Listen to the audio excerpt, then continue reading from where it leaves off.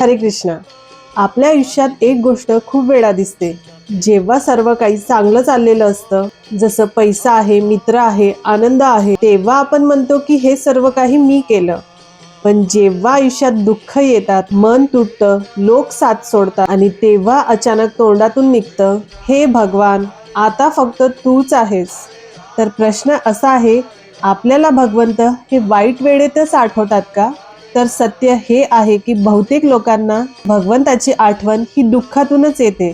भगवद्गीतामध्ये भगवान श्रीकृष्ण सांगतात, चतुर्विधा भजन्ते मा जनाः सुकृतिनो अर्जुन आर्ता जिज्ञासूर सार्थार्थी ज्ञानी च भरतवर्षभ.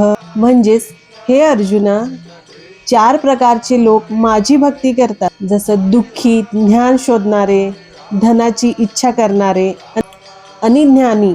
यामध्ये आर्त म्हणजे दुःखी माणूस. म्हणजेच दुःखात भगवंताला हाक मारणं चुकीचं नाही, कारण दुःख माणसाचा अहंकार तोडतो.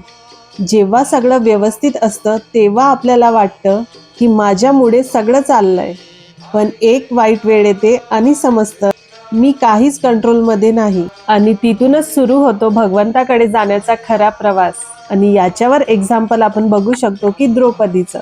म्हणून मित्रांनो, वाईट वेळेत भगवंतांना आठवणं हे चुकीचं नाही, पण फक्त वाईट वेळेतच भगवंतांना आठवणं हे बदलायला हवं. कारण जो व्यक्ती सुखात भगवंताला विसरत नाही, त्याला दुःखात कधीच एकटं वाटत नाही. म्हणून रोज भगवंताला स्मरण करत राहा. तर तुम्हाला हा व्हिडिओ कसा वाटला मला कमेंट करून नक्की सांगा. व्हिडिओ आवडल्यास या व्हिडिओला एक लाईक करा, इतरांशी देखील शेअर करा. चॅनलवर नवीन असाल तर प्लीज या यूट्यूब चॅनलला सबस्क्राईब करा. परत भेटूया अशाच एका नवीन मोटिवेशनल व्हिडिओ सोबत. तोपर्यंत हरे कृष्ण.